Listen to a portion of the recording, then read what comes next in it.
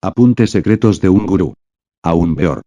Apuntes secretos de un gurú, hoy 25 de febrero de 1952. He estado meditando profundamente en el sentido esotérico que encierra el capítulo 11 del Apocalipsis. Y me fue dada una caña semejante a una vara, y se me dijo: levántate y mira el templo de Dios, y el altar y a los que adoran en él. Versículo 1 capítulo 2, Apocalipsis. ¡Qué sabio! Resulta este versículo cuando pienso en que ese templo de Dios, o mejor dijera de mi Dios, lo va construyendo uno dentro de sus propios mundos internos, conforme el fuego del Kundalini va subiendo por el centro de la caña semejante a una vara, la columna espinal. Realmente el templo del íntimo hay que medirlo con una caña. Es maravilloso ver en los mundos internos cómo va uno levantando su templo conforme el fuego sagrado va subiendo cañón por cañón, a lo largo de esa caña de nuestra columna espinal.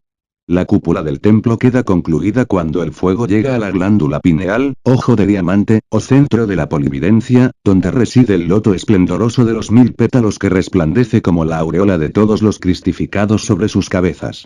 Aquello de los 2 testigos, también me parece muy interesante. Estos 2 testigos son los cordones nerviosos llamados por los hindúes Ida y Pingala. Estos 2 cordones se relacionan con los ganglios, y por ellos ascienden los átomos solares y lunares de nuestro sistema seminal. Estas son las 2 olivas y los 2 candeleros que están delante del Dios de la tierra. Y si alguno les quisiera dañar, sale fuego de la boca de ellos, y devora a sus enemigos. Y si alguno les quisiera hacer daño es necesario que él sea así muerto. Estos tienen potestad de cerrar el cielo, que no llueva en los días de su profecía, y tienen poder sobre las aguas para convertirlas en sangre y para herir la tierra con toda plaga cuantas veces quisieren. Versículos 4, 5, 6, capítulo 2, Apocalipsis. Cuando comprendamos que el fuego sagrado se despierta con el contacto de los átomos solares y lunares de nuestros 2 testigos, los 2 cordones ganglionares, y que la espada flamígera es nuestro mismo Kundalini, entonces entendemos el significado de estos versículos. Realmente, la espada tiene poder contra los átomos del enemigo secreto y contra las potencias del mal. Cuando el profeta recibe su espada de justicia adquiere poder sobre toda la naturaleza. Los señores de la justicia, tienen el poder de castigar el mundo. En el Edén todos los seres humanos tenían despierto el Kundalini, y la naturaleza les obedecía, pero cuando el hombre se entregó a la lujuria sus 2 testigos pasaron por una muerte mística y el hombre perdió la espada, y fue echado del Edén. Los versículos 7, 8, 9, 10 del mismo capítulo 2 están dedicados a cantar ese conocimiento. Y cuando ellos hubieren acabado su testimonio, la bestia que sube del abismo, hará guerra contra ellos y los vencerá y los matará. Y sus cuerpos serán echados en las plazas de la grande ciudad que espiritualmente es llamada Sodoma y Gomorra, donde también nuestro Señor fue crucificado. Apocalipsis 2, 28. Sodoma es fornicación por la cual nuestro Cristo, el astral, está crucificado, y la gran ciudad es Babilonia la grande, la corrompida civilización en que vivimos.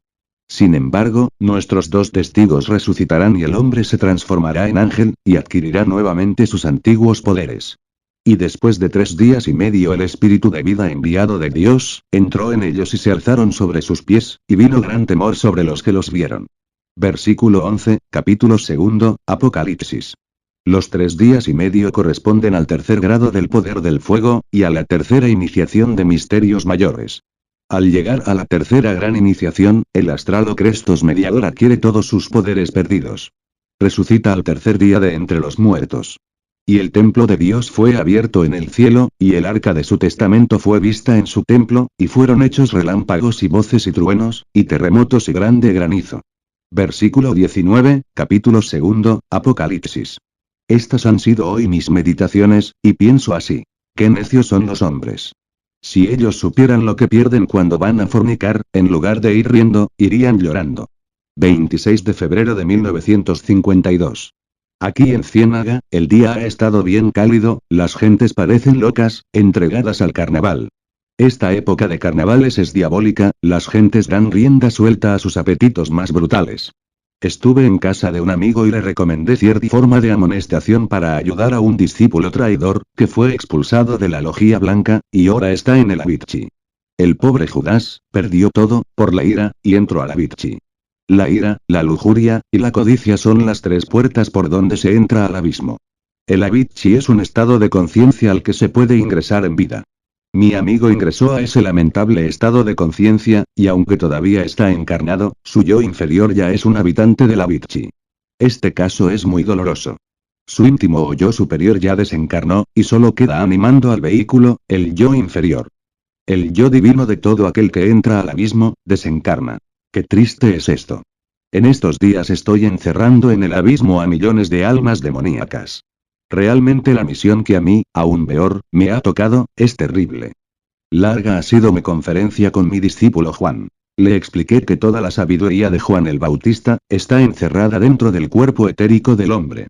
También le expliqué sobre el degollamiento de Juan Bautista. Ese degollamiento simbólico pertenece al primer cañón o vértebra cervical de la cabeza, situada en la nuca. Cuando el segundo grado de poder del fuego, o kundalini del cuerpo etérico, porque cada uno de los 7 cuerpos tiene su kundalini, ha llegado allí, entonces el iniciado pasa por la simbólica decapitación de Juan Bautista. Cambia su mente terrenal por una mente etérica y celestial, le deja a Salomé, la humanidad, su cabeza inmunda para que dance con ella delante del rey Herodías, el mundo, y el iniciado asume una mente celestial y divina. ¡Qué grandioso es esto! Lástima que la humanidad no entienda estas cosas. El sol del mediodía ha estado muy cálido. Las calles están llenas de gentes disfrazadas. La gente está loca de placeres. Pobre gente. También le expliqué a Juan el sentido esotérico del por qué Cristo dijo que él podía destruir el templo de Dios, y en 3 días reconstruirlo. Y le expliqué también por qué los 2 testigos del Apocalipsis resucitaron a los 3 días y medio, y por qué Cristo resucitó a los 3 días de entre los muertos. Juan es un discípulo muy fiel, y me escucha con sincera devoción. Nuestro cuerpo astral es nuestro Crestos, y cuando el tercer grado de poder del fuego, o kundalini del cuerpo astral ha llegado a la glándula pineal, entonces el cuerpo astral queda hecho todo un sol resplandeciente, y todos los chakras resplandecen con resplandor indescriptible. El cuerpo astral queda hecho entonces a la imagen y semejanza del divino Rabí de Galilea. Queda cristificado y estigmatizado. Adquiere los antiguos poderes que tenía en el Edén, resucita. Esta es la tercera iniciación de misterios mayores, y por ello Cristo y los 2 testigos del Apocalipsis resucitaron al tercer día de entre los muertos. Y en cuanto a lo del templo, esto es muy interesante. Ciertamente el iniciado levanta en el plano astral un templo para que oficie el íntimo.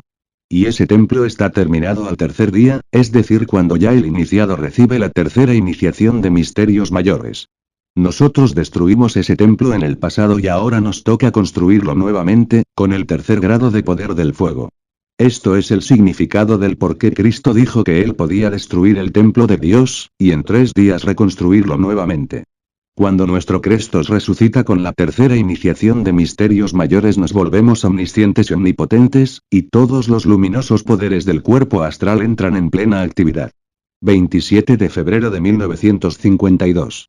Realmente los cuerpos astrales de los muertos vivientes son tan fríos como la muerte, tan helados como los cadáveres. Muertos vivientes son todos aquellos que aún no se han fusionado con el íntimo.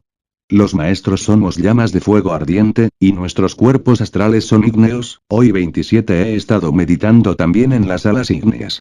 Yo creía que las alas de los ángeles era asunto puramente pictórico, pero ya mi concepto cambió ante los hechos reales del mundo astral.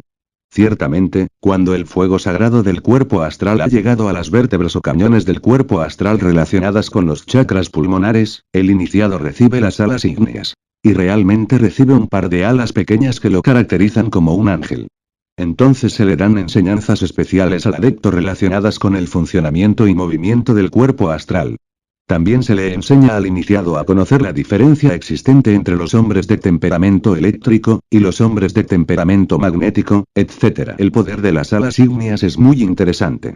Es una belleza el cuerpo astral de un cristificado. La herida de su costado es honda y profunda, y sus estigmas de pies, manos, sitios de la flagelación, y corona de espinas, le dan al cuerpo astral esa divina belleza del mártir del Gólgota. El fuego del Kundalini tiene que subir a través de 33 cañones relacionados con 33 cámaras sagradas del mundo astral. En cada cámara se vive una fiesta. Estas son las fiestas de los templos, y las fiestas de los dioses. El fuego sagrado sube, practicando magia sexual, y viviendo una vida santa. A través de esfuerzos supremos de magia sexual, vamos atravesando triunfantes cada una de las 33 cámaras de la gran logía masónica del plano astral. He estado comentando con mi esposa sacerdotisa la obra de Miguel. Realmente detrás de esta gigantesca misión que se me ha encomendado, cual es meter en el Avicii a millones de almas perversas, está Miguel, el gran príncipe de los hijos de la luz, y los grandes logos planetarios. Miguel dirige, y yo ejecuto las órdenes que recibo directamente de mi padre Samael. Ciertamente, hay dos clases de maestros, los que dirigen y los que dominan. En el pasado, Miguel combatió personalmente contra los demonios, ahora dirige como un gran arquitecto la obra que yo aún peor estoy realizando. A través del tiempo se elevó Miguel de dominador a dirigente. Daniel el profeta de Dios ya había profetizado esto en los siguientes versículos bíblicos. Y en aquel tiempo se levantará Miguel, el gran príncipe que está por los hijos de tu pueblo. Y será tiempo de angustia cual nunca fue después que hubo gente hasta entonces. Mas en aquel tiempo será libertado tu pueblo. Todos los que se hallaren escritos en el libro. Versículo 1, capítulo 12. Daniel. Ese pueblo libertado es el pueblo de la luz, la humanidad buena, que está escrita en el libro de la vida. Y luego, hablando Daniel de la selección del personal, y de la Avicii, dice lo siguiente. Y muchos de los que duermen en el polvo de la tierra serán despertados, unos para la vida eterna. Y otros para vergüenza y confusión perpetua. Versículo 2, capítulo 12. Daniel. Todo el capítulo 12 de Daniel se refiere a esto mismo. Actualmente están entrando millones de almas al abismo, esto es espantoso, esto es terrible. Realmente la evolución humana fracasó, y solo un puñado de almas selectas lograrán fusionarse con sus íntimos, para entrar en el reino angélico. Estas profecías de Daniel se están cumpliendo en estos instantes en forma terrible, y millones de seres humanos encarnados y desencarnados están entrando al abismo. Todo esto lo he estado conferenciando con mi esposa sacerdotisa, de sobremesa después de comida. La brisa del mar agita fuertemente algunas palmas de coco y el mar ruge fuertemente en esta costa del Atlántico, donde vivimos felices. Febrero 28 de 1952. Una nueva mañana llena de niebla, en las playas de este mar inmenso y dilatado. Mi esposa prepara el desayuno y Osiris, mi hijo, se pelea con su pequeña hermana Isis de 5 años de edad, por algunas frutas silvestres. ¡Qué bellos son los niños! He estado comentando con mi esposa sacerdotisa, algo sobre el templo de los maestros del rayo de la fuerza. Realmente el discípulo no preparado sentiría un terror indecible al entrar en el templo del rayo de la fuerza. Todos los maestros del rayo de la fuerza asistimos a ese templo, en cuerpo astral. Allí solo reina el terror de la fuerza y el imperio del amor. ¡Qué terrible es ese templo! Las fuerzas que allí entran en actividad son espantosas. Todos los maestros de ese templo son verdaderos veteranos de la batalla de la vida. En sus rostros se notan las huellas dolorosas de la terrible lucha por el pan de cada día. En todos ellos se ven claramente las huellas dolorosas de la batalla terrible por la subsistencia diaria. Todos ellos se han hecho maestros luchando en la gran batalla por la existencia. ¡Qué dura realidad es esta! Aquí en este templo de la fuerza no veo a ningún pietista. ¿Qué se hicieron los teosofistas? ¿Dónde están los sublimes teorizantes del rosacrucismo? ¿Qué se hicieron todos esos loros de las escuelas espiritualistas, que tanto hablaban y hablaban? ¿Dónde están? En este templo solo veo guerreros de la vida, hombres veteranos de la gran batalla, rostros que revelan haber sufrido mucho en el plano físico. Aquí en este templo no hay teorizantes. Aquí no veo a esos ampulosos espiritualistas que en el plano físico hablaban tan bonito. Aquí lo que veo son crudas realidades, y maestros de rostros sufridos. Me he sentado a conversar con uno de ellos que parece un mendicante. Los superiores le amonestaron severamente, para que en el plano físico se arregle y se vista con más decoro, pues no está bien que un maestro ande con los zapatos rotos y con traje sucio. El maestro debe vestirse siempre decorosamente, y vivir pulcramente vestido, de acuerdo con la época y el medio ambiente en que le toca trabajar. Todo lo que se hace en el plano físico repercute en el astral, y si en el plano físico andamos como indigentes, así nos veremos y nos verán los demás en el plano astral. Así, pues, debemos tener cuidado con nuestras personas. Cuando Cristo venga en la edad de Acuario, nacerá como un hombre entre los hombres, y se vestirá y arreglará de acuerdo con la moda de la época. Se equivocan aquellos que piensan que él tendrá que presentarse de acuerdo con la moda de la antigua Jerusalén, y solo se sabrá que es el Cristo. Por sus obras, por sus hechos, pues el árbol se conoce por sus frutos. La venida del Cristo se necesita para que nos explique y aclare bien la doctrina que Él nos enseñó, y que todas las sectas religiosas han desfigurado totalmente. Cuando Él venga, ya no habrá malvados, porque todos los malvados de esta época ya habrán caído en el abismo. Cristo vendrá en Acuario, y en ese entonces solo habrá sobre la tierra gente buena. Otro comentario que hacíamos con mi esposa sacerdotisa después del desayuno, y en momentos en que ella se preparaba para ir a comprar comestibles al mercado, se relacionaba con la magia sexual. Ciertos perversos demonios tentadores del astral me tentaron anoche con el culto fálico tenebroso que enseña Cherenzi en su libro titulado El Kundalini o la serpiente ígnea de nuestros mágicos poderes. Dichos demonios llevaban cuernos sobre la frente y me hablaban en los siguientes términos. Así como vos practicáis magia sexual está muy mal, vos podéis derramar el semen y siempre sube vuestro Kundalini. Así hablaron los demonios tentadores y yo les contesté en la siguiente fiesta. Hacedlo vosotros así, pero yo sigo mis prácticas como voy, porque soy miembro de la Logia Blanca. Los demonios se retiraron entonces vencidos. Quisieron hacerme caer, y se equivocaron como se equivocó Jave con Cristo. El abismo está lleno de equivocados. La naturaleza es muy sabia, y si bien es cierto que puso en el hombre canales seminíferos para eyacular o expulsar el semen a fin de que el hombre pudiera reproducir su especie y hacer su aprendizaje de hombre entre los hombres, también es cierto y muy cierto que la naturaleza puso alrededor de la columna espinal, sus dos canales espermáticos para que el hombre pudiera hacer subir su semen hacia arriba, hacia la cabeza, a fin de que pudiera hacer su aprendizaje de ángel. Estos dos canales espermáticos son los dos testigos del Apocalipsis, las dos olivas, y los dos candeleros delante del trono de Dios, el íntimo. Cuando estos dos testigos resucitan, el hombre se hace ángel. Nosotros los magos blancos, también gozamos la hembra, pero la gozamos sabiamente sin perjudicarnos. Nosotros introducimos el miembro en la vagina de la mujer, y en lugar de expulsar el semen, lo hacemos subir hacia arriba, hacia la cabeza, retirándonos a tiempo antes del espasmo, para evitar el derrame de esa sustancia maravillosa de nuestro semen cristónico. El deseo refrenado hace subir nuestra energía seminal por los canales espermáticos hasta la cabeza o cáliz sagrado del iniciado. Así es como despertamos nuestro Kundalini y nos convertimos en ángeles. Ya nosotros nos cansamos de ser burros de reproducción y a través de tantas millonadas de años, ya hicimos nuestro aprendizaje de hombre, y ahora queremos algo mejor, queramos hacer nuestro aprendizaje de ángeles, queremos ser ángeles, y la madre naturaleza es tan sabia, que nos dio nuestros dos candeleros para que los encendamos delante del trono de Dios, el íntimo. Creo que ya los humanos hemos sufrido demasiado, y que tenemos derecho a ser ángeles, queremos la felicidad, necesitamos ser ángeles dichosos y felices. No más dolor. No más amargura. Venga la felicidad. Que forniquen los demonios, que despierten su Kundalini negativamente, que forniquen los cherencistas, si así les place. Pero nosotros, los miembros de la Logia Blanca, jamás, nunca jamás, ni cohabitamos ni cohabitaremos, porque nosotros seguimos el sendero de la santidad, y de la castidad perfectas. Marzo 1 de 1952. Hoy he estado meditando en el misterio del Bafometo. Anoche recibí cierto grado secreto, y las fiestas de los templos fueron solemnes con tal motivo. Lo curioso de tal caso fue que los magos negros, llenos de odio, comentaban lo de mi grado diciendo que yo estaba robándoles a ellos.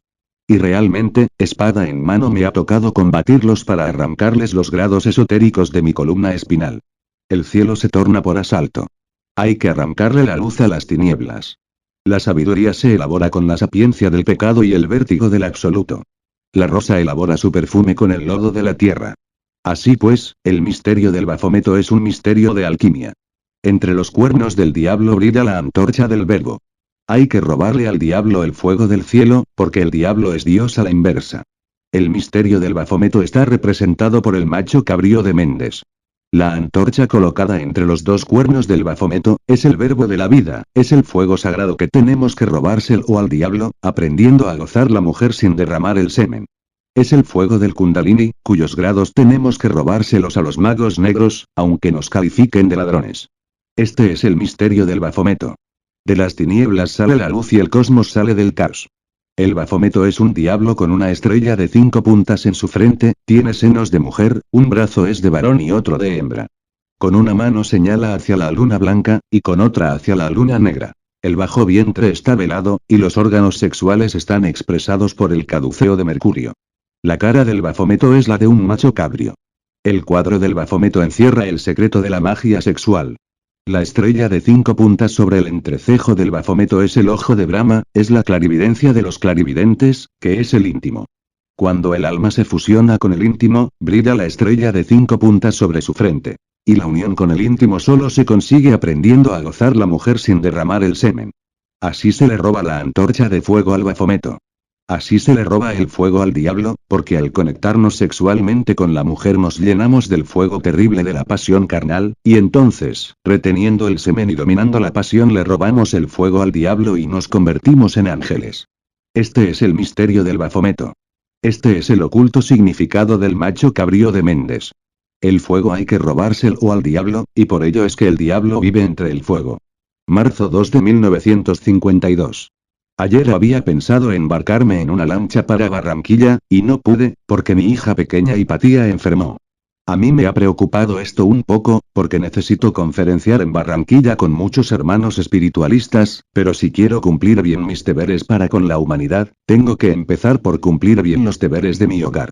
Hay un proverbio vulgar que dice, la ley entra por casa. Esa es la ley, y el que no sabe cumplir con los deberes de su casa mucho menos los sabrá cumplir para con la humanidad, y para con el cosmos. ¿Qué se diría de un maestro que se va de viaje dejando a un hijo enfermo? En el pasado engendré mis hijos antes de lograr la alta iniciación. Hoy ya quedé totalmente prohibido de volver a engendrar hijos. Sin embargo, hoy mi hogar debe servir de buen ejemplo para con mis conciudadanos, pues un maestro debe ser un ciudadano ejemplar. Aún peor es ya un ángel. Aún peor es mi verdadero ser. Aún peor es mi yo superior. Pero yo, Víctor Manuel Gómez R. soy su personalidad inferior, el yo inferior del maestro aún peor, el bodhisattva del ángel aún peor. Así pues, Víctor Manuel Gómez tiene que ser un ciudadano ejemplar, pues es el bodhisattva de un maestro. Así pues, soy hombre y soy ángel. Mi ángel trabaja en el cosmos, es el jinete del capítulo 19 del Apocalipsis, y yo, su bodhisattva, vivo como un hombre entre los hombres. Este es el misterio de la doble personalidad, uno de los misterios más grandes del ocultismo. El bodhisattva de un maestro está hecho de todos los extractos anímicos, ígneos y etéricos, que vienen a ser algo así como el substractum de los cuerpos inferiores. El bodhisattva viene a ser el alma humana del maestro. Nosotros tenemos dos almas. Una divina y otra humana. El alma divina, es el alma espíritu o cuerpo búdico del maestro. Y el alma humana es el extracto anímico, etérico e ígneo del cuerpo causal del hombre, junto con los extractos anímicos de los vehículos inferiores. En síntesis, podría decir que todos estos extractos anímicos del alma humana expresándose a través de los cuerpos mental, astral y etérico, es lo que llamamos el bodhisattva de un maestro, el cual vive como un hombre entre los hombres, cuando está encarnado en un cuerpo físico. Así se dice que Buda, después de haber entrado al nirvana, envió a su bodhisattva para que terminara su obra. Y su bodhisattva terminó la obra o la maravilla, bajo la dirección de un instructor interno llamado Sankaracharya. Sankara, era un rayo de la luz primitiva, era, una llama. Así pues, yo Víctor Manuel Gómez soy tan solo el bodhisattva del maestro de la fraternidad blanca aún peor, y como es lógico, debo ser un buen ciudadano cumplidor de mis deberes. Así he estado meditando hoy, 2 de marzo de 1952, dentro de esta humilde choza donde vivo, a la orilla del mar Caribe. Y mientras escribo oigo el rugido de la mar, lanzando sus incansables zarpazos a la playa. ¡Qué mar tan tenaz! No se cansa de golpear la playa. Y al fin su tenacidad triunfará cuando se haya tragado estos continentes donde vive la raza aria, y la humanidad de la luz habitará, una isla del sur del Pacífico, y al fin todos los bodhisattvas nos absorberemos totalmente dentro del íntimo para entrar en esa dicha inefable del nirvana. Nuestro ritual gnóstico dice, brindad sí, brindad Anus. Anus, la voluptuosidad. La voluptuosidad sexual amorosa tiene su nombre mántrico, que es Nus. La voluptuosidad es indescriptible, es el abraxas de nosotros los gnósticos, es el fuego de la vida, es Nus el poder grandioso que nos despierta el kundalini y nos convierte en dioses, es aquel goce solemne de la conexión sexual. El goce de Nus es el hálito de Dios, y por ello nunca puede ser malo. El goce sexual de Nus es un goce legítimo del hombre. Pero hay que aprender a brindar a Nus sin perjudicamos. Nuestra divisa es Telema. Esta palabra es el nombre mántrico de la voluntad. Si vais a donde la mujer no olvidéis el látigo, exclama Federico Nietzsche. Ese látigo es el látigo de la voluntad. Ese es el látigo que nos permite dominar la bestia y gozar de Nus sin perjudicarnos. Nus nos convierte en dioses, por ello el maestro levantando el cáliz, exclama. Seidad todopoderosa, Seidad cósmica, tú cuyo brillo alumbra a los mundos, tú que eres el hálito que hace temblar y estremecer a todo con el signo de la cruz, yo te conjuro, gran ser, para que aparezcas sobre tu trono del globo solar. Abre pues el camino de la puerta de la creación, y traza un sendero de relación entre nosotros, y tu luz alumbre nuestro entendimiento, anime nuestro corazón. Deja que inflame nuestra sangre para lograr nuestra encarnación. Así es como canta el maestro Anus la voluptuosidad. Todo el secreto reside en conectarse sexualmente con la mujer y retirarse sin derramar el semen. Esto es el secreto solemne de Nus, esto es invocar a Isis en la flama de la serpiente. Por ello Isis exclama así. Podrás venir a mi pecho y gozar dejando un rastro de incienso extendido. Debes dar todo, absolutamente todo, por un solo beso mío. Y el maestro contesta a Isis así. Tú también debes dar todo por un solo beso mío. Y termina el guardián, símbolo de la fuerza de la voluntad, exclamando. Pero a aquel que en la gloria de este momento diese polvo, todo le será negado, todo para él será perdido. Así pues, fuerza de voluntad para gozar a Isis sin derramar el semen, eso es todo. Nuestra divisa es Telema, voluntad. Invoquemos al fuego.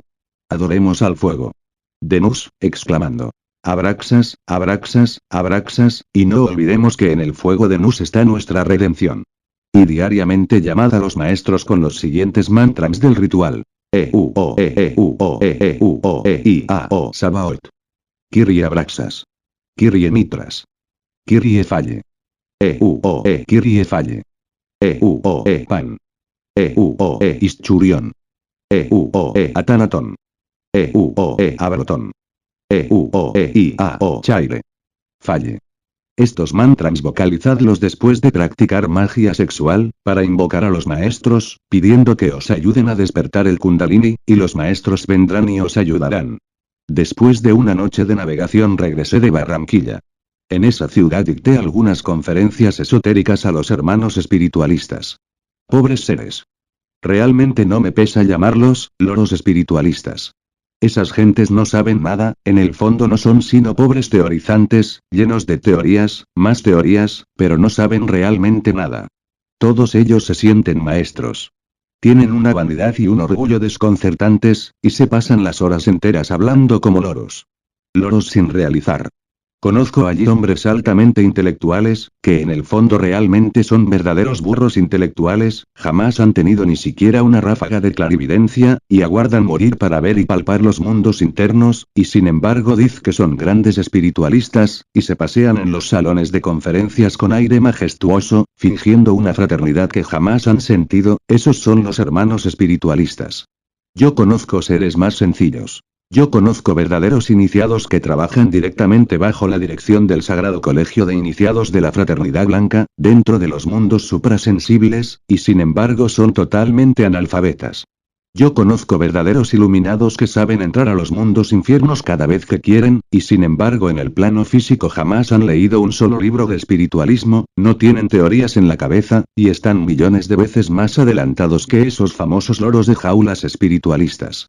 Yo estoy convencido de que las teorías no hacen sino romperle los poderes ocultos al hombre. En la práctica lo he podido comprobar.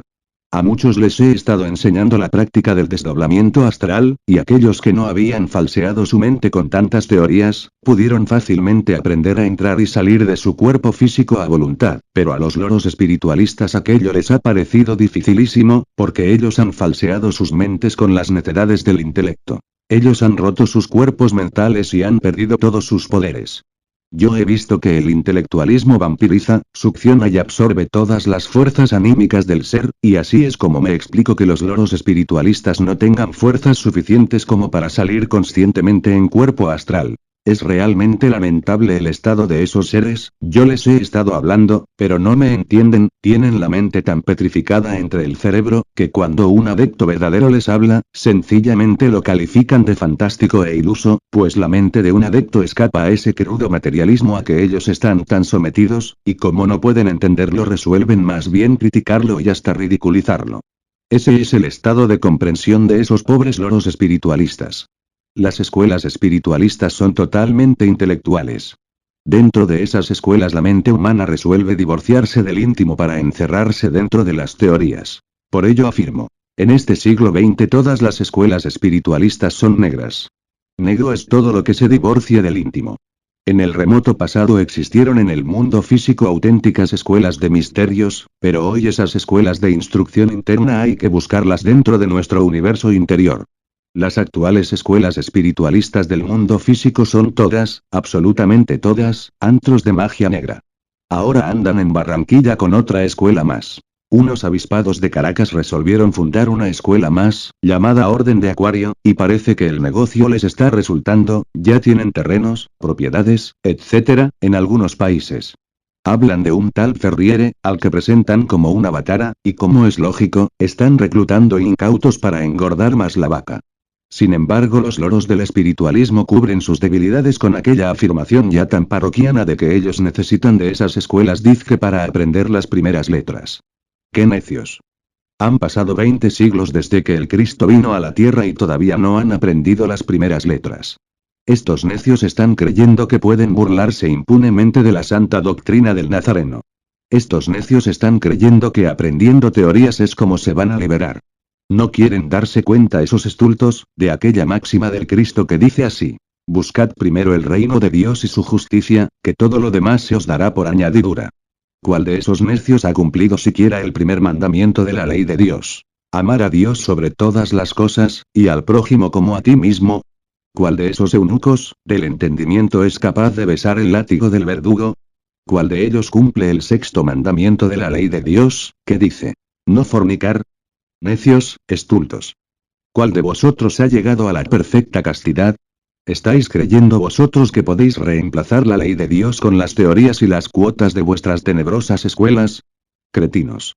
¿No sabéis vosotros que sois templo del eterno Dios viviente, y que el Altísimo mora en vuestro corazón?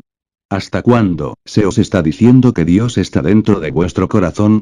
¿Hasta cuándo se os enseñó el Padre Nuestro precisamente para que aprendierais a conversar con vuestro Dios interior, y sin embargo andáis buscando subterfugios dentro de las escuelas? ¡Qué necios sois! ¿Creéis vosotros acaso, que vosotros podéis saber más que Dios? Si vosotros comprendierais el poder mágico del Padre Nuestro, si vosotros entendierais lo que significa esa gran dádiva de Dios, entonces diríais: dadme de beber. Señor, dadme de beber. Y Dios os daría de beber de esa fuente de vida eterna, y el que beba esa fuente nunca volverá a tener sed. Un Padre Nuestro bien orado, gasta por lo menos una hora.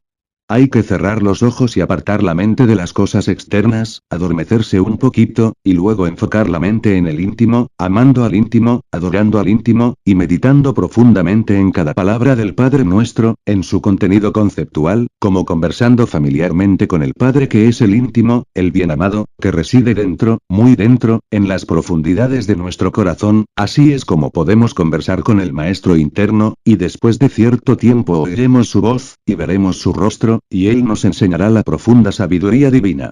Entonces, ¿para qué escuelas? El Maestro está dentro, y nos llama. Purifiquémonos, hermanos míos, para que el Maestro pueda enseñarnos. No andéis buscando escapatorias, practicad las enseñanzas del Nazareno, y habréis resuelto todos vuestros problemas. Marzo 8 de 1952. Hoy fui visitado por un campesino de la Sierra Nevada de Santa Marta.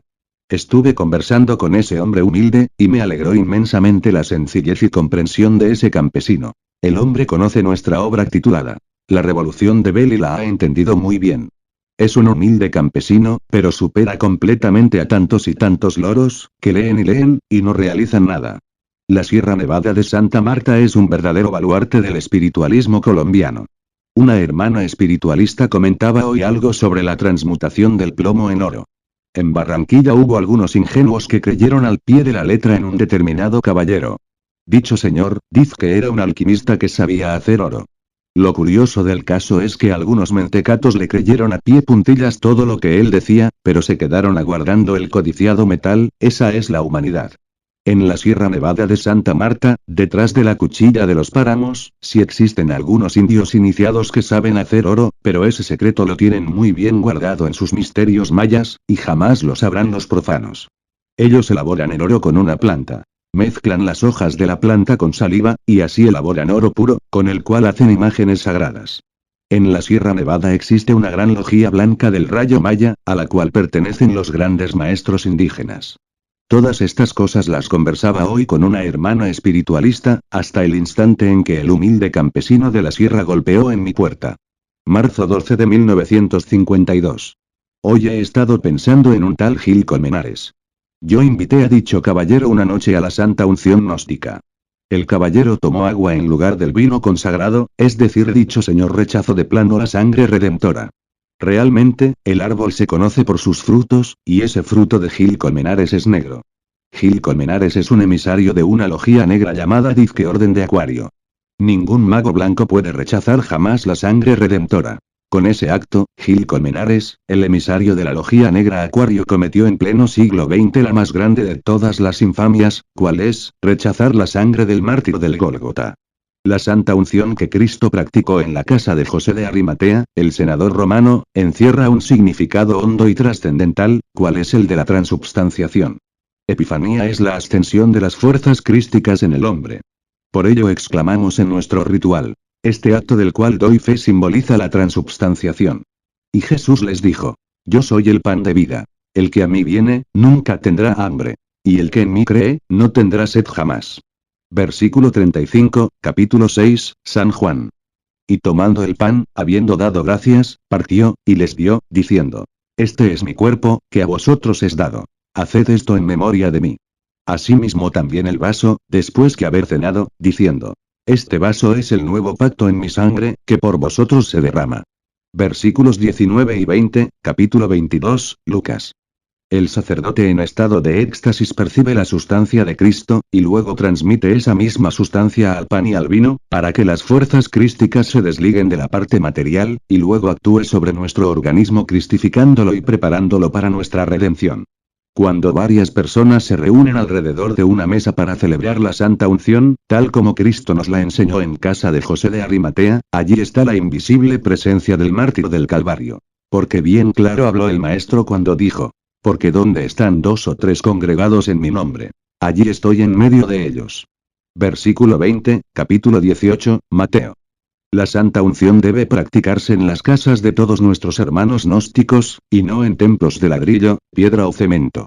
Cada familia puede practicar su unción gnóstica diariamente, sin necesidad de concurrir a lugares de explotación religiosa, como son todas esas aulas rosacruces, espiritistas, católicas, teosofistas, etc. La Santa Unción se verificará alrededor de una mesa en casa. Y como fue hora, sentóse a la mesa, y con él los apóstoles. Versículo 14, capítulo 22, San Lucas. Así, cada hogar puede convertirse en un templo gnóstico, y el jefe de cada familia en un sacerdote. No más logias, no más escuelas, no más sectas, no más infamias, no más explotación. El templo está dentro de nosotros mismos, y el sumo sacerdote es Cristo. Ya viene Acuario, la era de la luz abajo cadenas. Él no quiere esclavos. Cuando un grupo de personas alrededor de una mesa están verificando la Santa Unción, la ceremonia repercute en todos los 7 planos de conciencia cósmica, y abre un canal a través de los 7 mundos por donde descienden las sublimes energías del logo solar. Y así el pan y el vino se convierten en verdaderos acumuladores de átomos crísticos, que al llegar a nuestro vientre se difunden por todo nuestro organismo, cristificándolo y sublimizándolo para la iniciación. En cierta ocasión hice el siguiente estudio clarividente sobre la Santa Unción Gnóstica. Fui llevado en espíritu al mundo exquisito del Nirvana. Allí vi 7 sublimes seres sentados alrededor de una mesa. Entre ellos había algunas damas llenas de inefable belleza, estos seres celebraban la Santa Unción Gnóstica. Me senté entre ellos alrededor de una mesa. Luego descendí al mundo búdico, allí encontré a esos mismos seres celebrando la Santa Unción Gnóstica. La escena disminuye ligeramente de belleza. Descendí un plano más y llegué al mundo causal, allí también vi a esos 7 seres celebrando la Santa Unción Gnóstica. La belleza parecía disminuir poco a poco. Descendí al mundo de la mente, y el mundo astral, y conforme fui descendiendo, parecía disminuir más y más, la luminosa majestad de esa sublime ceremonia. Por último me asomé al mundo físico. Entonces fue cuando pude encontrar 7 personas que en carne y hueso estaban reunidas alrededor de una mesa practicando la Santa Unción Gnóstica. Aquella ceremonia estaba realizándose en todos los planos cósmicos de manifestación, la ceremonia se estaba realizando dentro de una casa de familia. Entonces me dije: ¡qué grande es esto! ¡Qué sublime! Hoy entregamos en este libro la misa gnóstica, para que toda familia pueda verificar en su mesa la santa unción gnóstica. Este ritual fue el mismo que celebró Cristo en la casa de José de Arimatea, y que celebraban los apóstoles en tiempo que el Maestro estaba encarnado con cuerpo físico. Este ritual se había conservado secreto durante 20 siglos, pero hoy lo entregamos públicamente adaptándolo a la vida de hogar, a fin de que la familia pueda verificar su sagrada cena dentro de su misma casa. Sobre la mesa se pondrán las copas, el pan y el vino. Se encenderán 7 luces o bujías de cera, y se verificará el ritual. La unción comenzará con estas palabras. Misa gnóstica. Me acerco al altar de Dios, que edifica la mente y enciende el esplendor de una eterna juventud. Sube las gradas acercándose al altar y se vuelve nuevamente a los fieles, diciendo. Cristo sea con vosotros. Acólito. Él ilumine tu espíritu. Vuelto hacia el altar. Ven, oh santa palabra. Ven, oh nombre sagrado de la fuerza Crestos. Ven, oh energía sublime. Ven, oh misericordia divina. Ven, oh suprema seidad del Altísimo. Se vuelve el sacerdote y describe una cruz sobre la frente, otra sobre el pecho, y finalmente, un círculo de izquierda a derecha comenzando en el centro de la frente, siguiendo por el hombro izquierdo y región del corazón para volver por el hombro derecho a ser cerrado en el mismo lugar de comienzo. Exclama. Cristo sea con vosotros. Acólito. Él ilumine tu espíritu. De cara al altar. Ven tú, que descubres el velo del misterio. Ven tú, madre de los 7 centros que descansas en la armonía de la octava. Ven tú, que eras antes que fueran los 5 sentidos. Espíritu, mente, sentimiento y razón, deja que participemos de tu santa gracia, nosotros los nacidos más tarde. Ven santo aliento, inmaculado soplo y purifica mis glándulas internas donde el ritmo de mi vida existe. Ven, y encamina mi corazón desorientado para que los puros sentimientos míos broten de esa santa fuente. Vuelto hacia los fieles. Cristo sea con vosotros. Acólito. Él ilumine tu espíritu. Escuchad gran seidad, Padre de todo lo creado, luz divina. Tú Redentor nuestro, perdona, cuántos errores hemos cometido y los de aquellos que nos escuchan visible e invisiblemente para que podamos todos participar del reino de la justicia y de estar contigo en las inmensidades de la luz. Bendice y da poder a todos cuantos nos siguen, pues cumplen la ley. Escuchad, oh ángeles, ayudadme Padre de todo lo creado. Causa infinita de todo lo creado y da vida a este tu pueblo. A cuantos nos siguen asístelos, y presta a todos el apoyo necesario en todas las ocasiones de la vida para que se hagan merecedores de tu santa gracia. Nosotros conocemos tu poder y yo te conjuro. Ven. Ven. Ven. Perdona tú, todos nuestros errores. Alivia todos nuestros males. Danos una señal aquí mismo en este sacrificio o en los días venideros. El sacerdote avanza un paso y dice. Escucho vuestro testimonio. Viene una pausa durante la cual, en alta voz los beneficiados o curados relatan sus experiencias en frases sencillas. Después de haber escuchado a todos, el sacerdote se coloca otra vez en el altar y dice. Alegraos, nuestros errores están perdonados, el poder supremo está con nosotros. Todos responden. Amén, amén, amén. Esta plática se puede intercalar después de la prédica cuando hay fiesta mayor. Suplico a los hermanos que reciben estos rituales, hagan todas las copias que puedan y las envíen a los demás hermanos, advirtiéndoles el poder mágico que reside en esto y que es la misma original y primera usada por los gnósticos en la época de la existencia material de Jesús de Nazaret en la tierra. El santo sacrificio. El sacerdote se retira al altar de la derecha y lee los siguientes trozos de las sagradas escrituras. Y Jesús, el divino gran sacerdote gnóstico entonó un dulce cántico en loor del gran nombre y dijo a sus discípulos, venid hacia mí. Y ellos así lo hicieron. Entonces se dirigió a los 4 puntos cardinales, extendió su quieta mirada y pronunció el nombre profundamente sagrado Leu, bendijo y les sopló en los ojos. Mirad hacia arriba, exclamó. Ya sois clarividentes.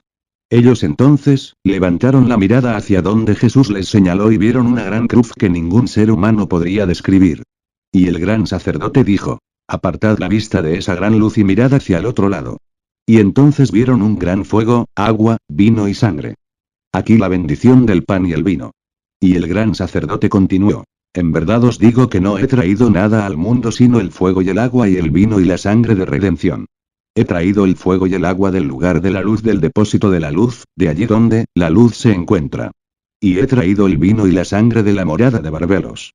Después de pasado algún tiempo el Padre me ha enviado el Espíritu Santo en forma de paloma blanca, pero oíd.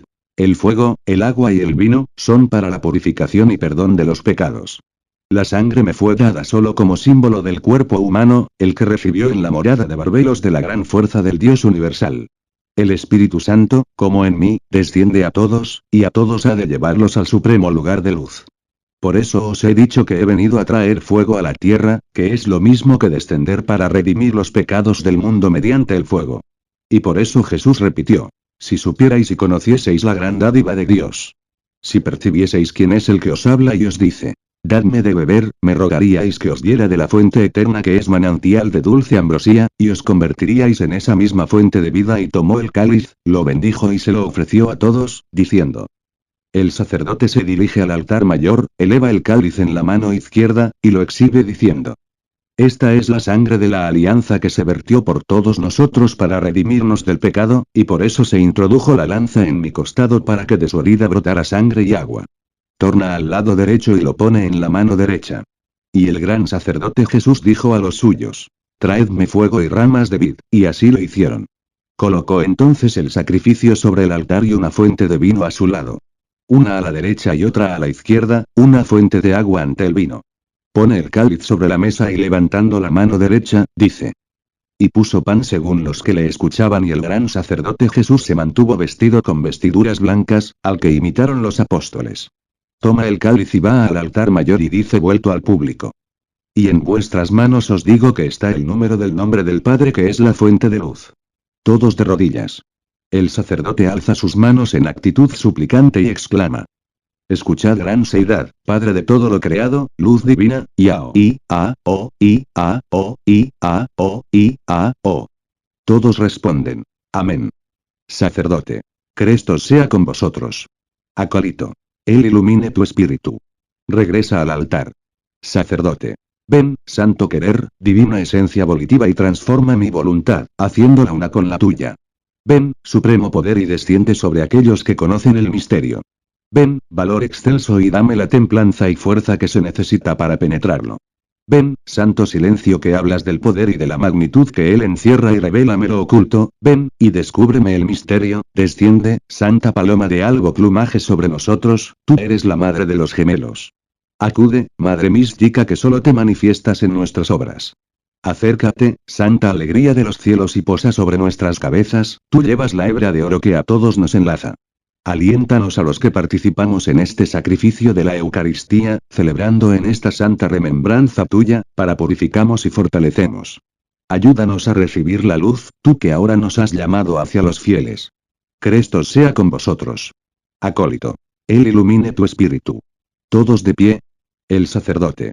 Creo en la unidad de Dios, en el Padre como entidad impersonal, inefable y revelado, que nadie ha visto, pero cuya fuerza, potencia creatriz, ha sido y es plasmada en el ritmo perenne de la creación.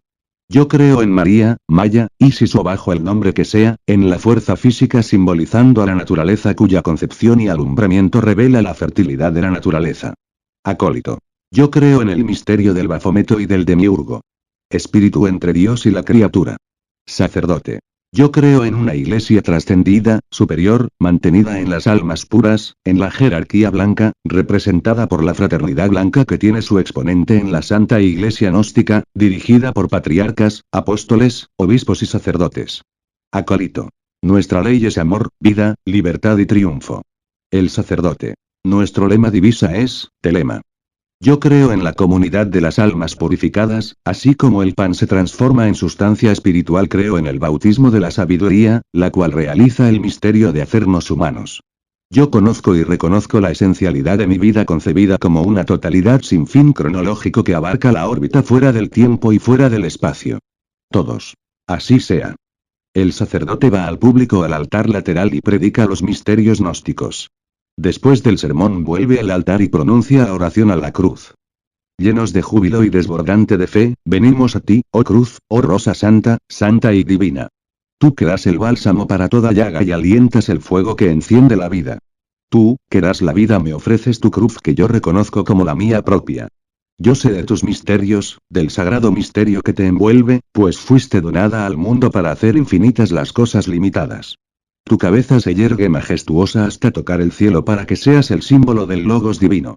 Para que presida en tu estructura la intersección del madero atravesado que forma tus dos brazos, como dos manos ingentes, que se extienden para ahuyentar las fuerzas siniestras y los poderes inferiores. Para unir en una iglesia de santa fraternidad a todos los seres humanos de puro y noble corazón. Tu pie, como una lanza, está clavado en la tierra para que puedas redimir, para que ayudes en tu impulso volitivo a todas las entidades que moran bajo el suelo, en las regiones inferiores del mundo, y que a través de múltiples encarnaciones puedan llegar a la divinidad para estar reunidas eternamente a ti. Oh tú, cruz de los maravillosos destinos, puesta por el Altísimo en la multiplicidad del universo para que seas la redención del género humano. Oh tú, belleza inmaculada, que eres trofeo de la victoria del Crestos. Que eres imán de vida. Que ofreces la vida con tu árbol santo. Que extiendes tus raíces como dedos gigantescos por la hondura del suelo para donar tu fruto en los cielos infinitos. Oh tú, cruz venerada que eres la santa dádiva del dulce nombre como vid que florece en el jardín del Señor. Oh tu luz, rosa divina en la cruz, que das tu fuerza y tu sagrado poder a los que han merecido en la dura batalla y les conduces por la mística escala que está tendida desde la tierra al cielo, de la materia al espíritu. Oh cruz santa y bendita. En ti está latente la redención y bajo tu potestad y luz excelsa nos cobijamos todos para hacerte la oferta de este santo sacrificio de la unción eucarística. Después de esta oración debe haber un instante de meditación, mientras el sacerdote, diáconos y fieles están de rodillas. Pasado este instante, los que hayan de participar en la Eucaristía, deberán ser todos los que se congregan alrededor del altar. Y el sacerdote ya de pie ofrece primero la hostia o pan diciendo: Este es mi cuerpo, recíbelo para tu redención. Esta frase se repite por el sacerdote, cada vez que haya de entregar el pan o la hostia a cada uno de los asistentes. Terminado este acto, toma el cáliz en el que está depositado jugo de uva o vino sin alcohol y lo ofrece a cada uno de los participantes diciendo: Esta es mi sangre, recibe la que ha sido derramada para redimir al mundo. Se repite cada vez al dar de beber. Después de haber pasado primero a todos el pan, de inmediato el vino, vuelve el sacerdote con cada uno y poniéndole la mano sobre la cabeza dice: Que la paz sea contigo para que participes de la luz. Entonces, después de concluir con todos y estando aún todos de rodillas, el sacerdote levanta las manos en actitud de bendecir y dice: Recibid el signo de la Santa Cruz sobre vuestros cuellos y sobre vuestros labios para que seáis herederos de la luz. Todos levantan la mano derecha y el sacerdote entona el mantrán. I, A, O, I, A, O, I, A, O. Entonces el sacerdote cruza sus manos sobre el pecho y todos los congregados cantan el Te Deum Laudamus. Santo, Santo, Santo, Señor de Sabaoth. Finalmente, da el sacerdote la bendición aarónica. Esta es la forma sencilla, tomada de las obras fundamentales de la religión primitiva, y es de por sí una poderosa acción de magia ceremonial que trae salud y bienestar sobre los asistentes. Puede el sacerdote hacer formar, al final, la cadena. Advertencia. No deis lo santo a los perros, ni echéis vuestras perlas delante de los puercos. Porque no las rehuellen con sus pies, y vuelvan y os despedacen. Versículo 6, capítulo 7, Mateo. Toda familia puede verificar su unción gnóstica en su misma casa o residencia particular. No se debe admitir a esta misa gnóstica a ningún indigno, porque se comete profanación. Yo aún peor, el iniciador de la nueva era acuaria, autorizo a la humanidad entera para verificar la santa unción, cada familia, y en su propia casa. Yo aún peor, el gran avatara de Acuario, toco pues la campanada de la nueva era, y abro las puertas de la iniciación a la humanidad entera. Marzo 14 de 1952. En noches pasadas vi descender desde la Osa Mayor una sierpe de color verde. Algo malo, me dije, algo duro para mí. Esa sierpe verde era la matriz de un mal acontecimiento que me aguardaba. Y en realidad, hoy viernes 14 de marzo se me cumplió al pie de la letra ese mal acontecimiento. Fui encerrado en la cárcel municipal de Ciénaga en forma injusta. Yo destruí la sierpe verde, y por eso creo que pronto triunfaré y saldré libre. Estoy escribiendo estas letras en la cárcel, aquí solo oigo palabras inmodestas y vulgares, aquí solo se habla de crimen y de vicios, esto es repugnante, yo sin embargo permanezco sereno, así debe ser el iniciado. Hay que aprender a sonreír en medio de las adversidades. Hay que aprender a vivir como Daniel en el pozo de los leones. ¡Qué bella! Es esta maravillosa escuela de la vida, ya vendrá la nueva era y habrá luz, y sabiduría, y belleza. Mas antes de todas estas cosas os echarán mano, y perseguirán, entregándonos a las sinagogas, a las cárceles, siendo llevados a los reyes y a los gobernadores por causa de mi nombre. Versículo 12, capítulo 21, San Lucas. Así persiguieron a los profetas que fueron antes de nosotros. Por ello nosotros, los héroes de la luz, no debemos temer. Leamos las prisiones de Pablo, para que nos demos cuenta cuánto han sufrido los profetas que fueron antes de nosotros. Esta tarde parece el sol hundirse ya en el oeste, y todavía sigo encerrado en la prisión. Los presos y los guardianes hablan, y hablan cosas horribles. Acabo de recibir visita de una discípula mía. Es una dama muy sufrida, su visita me alegró mucho. Los hijos de la luz formamos una fraternidad universal. Al fin amaneció el nuevo día en esta cárcel. Anoche me instruía mi íntimo y me decía que en estos instantes necesitaba una mente de abogado y de sajón. Tiene razón el íntimo, porque en estos momentos necesito defenderme de mis verdugos, necesito en estos instantes tener el pensamiento exacto y el concepto preciso. La mañana está turbia y algunos presos hablan con los guardianes a través de las rejas. Una ramera permanece sentada. Se habla de todo, también se hablan porquerías. Hoy he estado pensando en aceptar la oferta de mi discípulo Israel Bermúdez. Este hermano me ofreció una vivienda campesina, para que yo viviera en ella con mi familia. Yo había pensado permanecer en Ciénaga por tiempo indefinido, pero me es imposible. Estos verdugos de la ciencia oficial, estos tenebrosos, no me dejan en paz, me odian de muerte por haber escrito El matrimonio perfecto y la revolución de Bell, y andan buscando la manera de causarme daño. El peor delito de que me acusan es cumplir con la sabiduría del Evangelio. Curar a los enfermos. Los médicos oficiales están en guerra contra mí. Apenas salga de esta cárcel, viajaré a Fundación con el propósito de hablar con mi discípulo Israel Bermúdez y aceptar su oferta. Allí en el campo, a pocos kilómetros de Fundación, podré vivir en paz en contacto con la gran madre natura Isis, María o Maya. Puede que allí los verdugos de la ciencia oficial me dejen en paz. Esta ciencia del siglo XX es tenebrosa. Ahora los médicos de la ciencia oficial tienen bajo sus órdenes ejércitos de la policía, y encarcelan y martirizan, y los sanitarios hacen demostraciones de su poderío policial. Qué ridícula resulta esa mezcla de la medicina con las bayonetas. La sagrada ciencia de Hipócrates, y de Galeno, y de Paracelso, se ha vuelto cárceles y gendarmes y fusiles. Qué horrible profanación. Todo en este siglo XX es tenebroso. Yo tengo mis ojos puestos en los hijos de Acuario. Hoy me defendí ante mis jueces, y mi defensa fue tan brillante que causó asombro. Yo mismo me asombré de lo que dije. Poned pues en vuestros corazones no pensar antes cómo habéis de responder. Porque yo os daré sabiduría, a la cual no podrán resistir ni contradecir todos los que se os opondrán. Mas seréis entregados aún de vuestros padres y hermanos, y parientes, y amigos. Y matarán a algunos de vosotros. Y seréis aborrecidos de todos por causa de mi nombre. Mas un pelo de vuestra cabeza no perecerá. En vuestra paciencia poseeréis vuestras almas. Versículo 14, 15, 16, 17, 18 y 19, capítulo 21, San Lucas. Este siglo XX es época de imprecedentes tinieblas. Jamás se había conocido una era tan negra. Por donde quiera se oyen guerras y rumores de guerras. Las gentes solo hablan de matar y ser matadas. Esa palabra matar, o lo mataron, o mató, solo se oye en aquellos planetas donde la evolución humana ha fracasado. Esa es una palabra horrible de la Vichy. En la luna negra o Lilith y en la Tierra, esa palabra se oye por todas partes. Hoy en nuestra Tierra no hay lugar donde uno no escuche esa repugnante palabra. Todo esto prueba el horrible fracaso de nuestra evolución terrestre. La evolución humana fracasó. Por donde quiera se ven ejércitos armados. Esta civilización corrompida será destruida a sangre y fuego.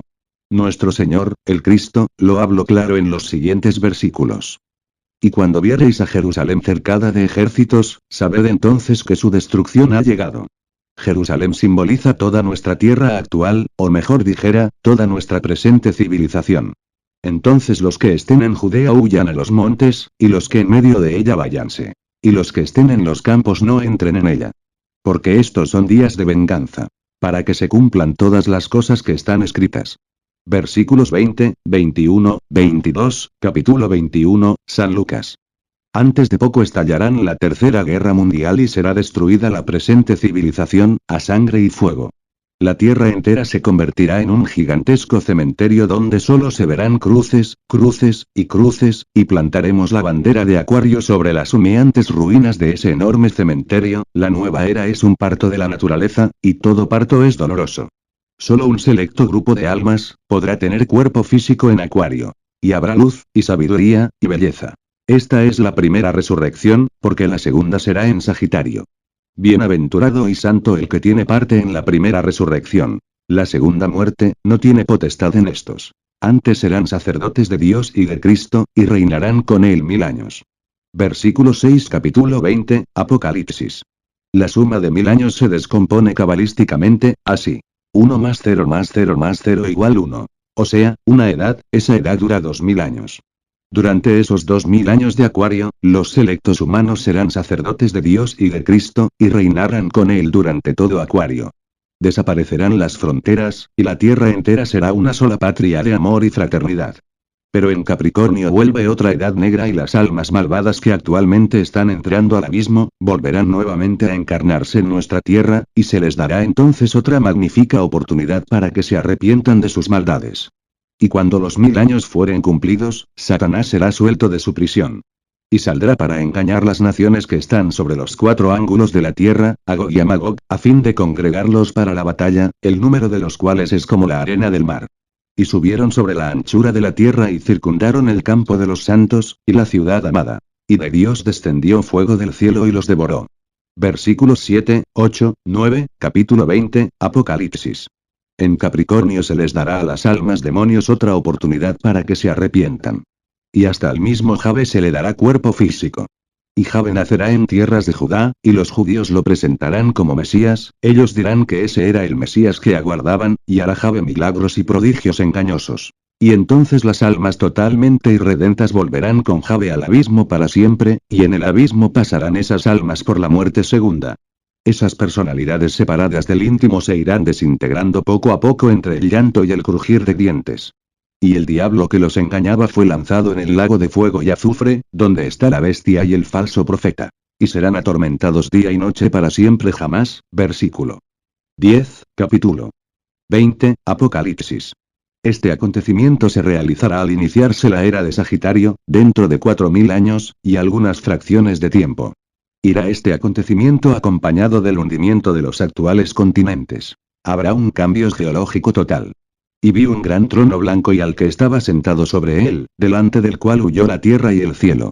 Y no fue hallado el lugar de ellos. Y vi los muertos grandes y pequeños que estaban delante de Dios. Y los libros fueron abiertos. Otro libro fue abierto, el cual es de la vida. Y fueron juzgados los muertos por las cosas que estaban escritas en los libros, según sus obras. Versículo 11 y 12 capítulo 20, Apocalipsis. Los muertos vivientes, aquellos que fueron juzgados, son las almas malvadas separadas del íntimo. El libro de la vida es el libro de los iluminados. Y todos los libros kármicos existen en el plano astral. Cada alma tiene su libro, donde están escritas sus cuentas. Y el mar dio a los muertos que estaban en él y la muerte y el infierno dieron los muertos que estaban en ellos. Y fue hecho juicio de cada uno según sus obras. Y el infierno y la muerte fueron lanzados en el lago de fuego. Esta es la muerte segunda. Y el que no fue escrito en el libro de la vida fue lanzado en el lago de fuego. Ver. 13, 14, 15, capitán 22, Apocalipsis. La muerte segunda es la desintegración de las personalidades perversas separadas del íntimo, el lago de fuego es el abismo, o Avicii, un plano de conciencia sumergido. En todas estas cosas he estado meditando en el día de hoy. Ya el sol se está ocultando, y yo todavía en esta cárcel.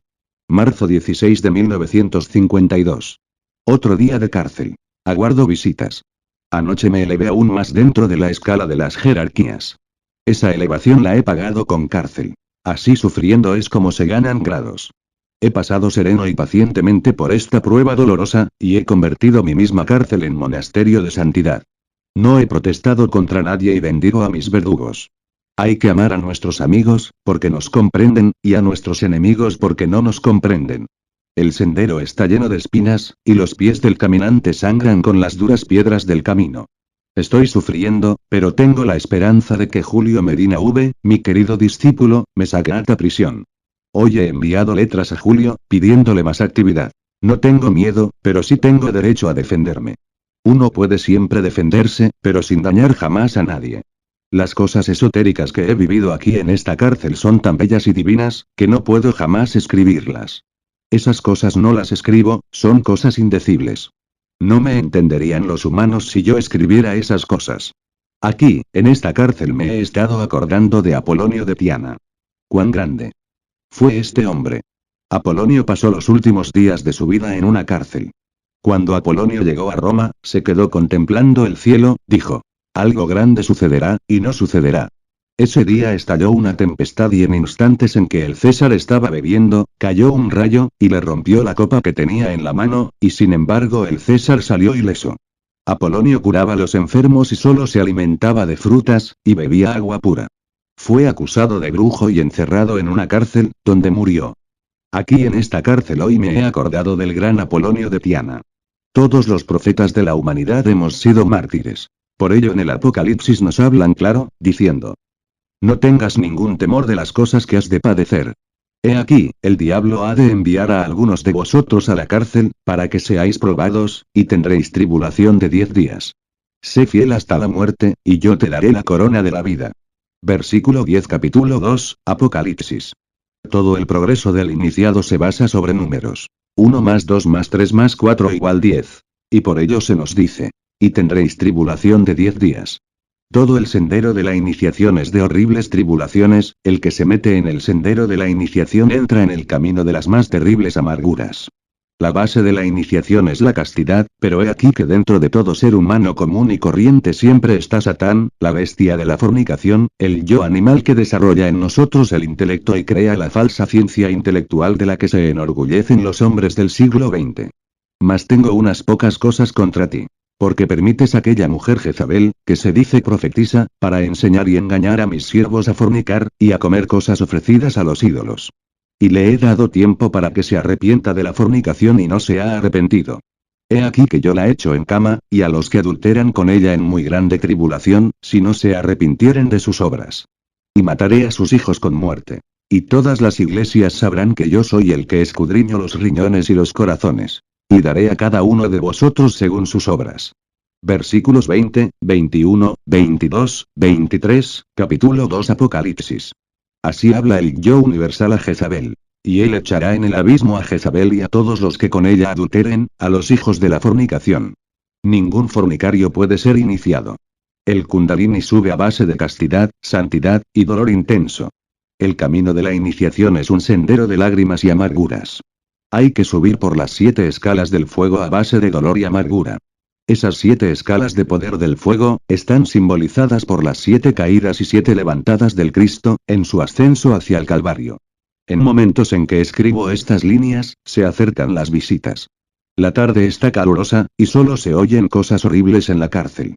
Yo me sumerjo dentro de mi Dios interno, y en él me siento lleno de plenitud, así he aprendido a vivir como Daniel en el pozo de los leones. Así he aprendido a convertir mi prisión en un monasterio de amor, luz, sabiduría, y santidad. ¡Qué bella es la escuela de la vida! Alegrémonos, hermanos. Alegrémonos. Oigo a algunos guardianes de la cárcel hablar en forma de ira. Las visitas están impacientes, algunas mujeres y niños aguardan con ansia infinita ver y saludar a sus presos queridos. Estoy en medio del dolor, y pienso: así es como se ganan las grandes iniciaciones cósmicas. Los gendarmes están cerrando puertas, y preparando todo para recibir las visitas. Pobres gendarmes. Qué tenebroso es el reino del diablo. Las visitas fueron todas, llenas de amor. Los presos se alegraron mucho, y los visitantes abrazaron a sus presos queridos.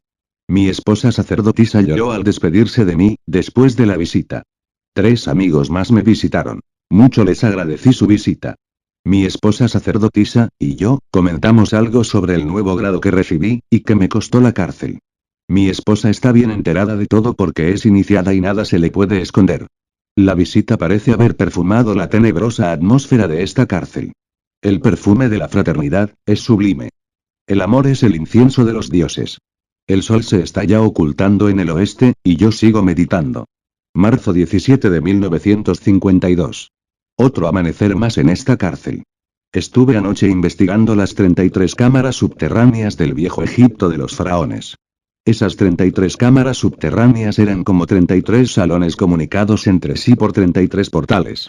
El orden arqueométrico de estas cámaras era una exacta representación de nuestra columna espinal.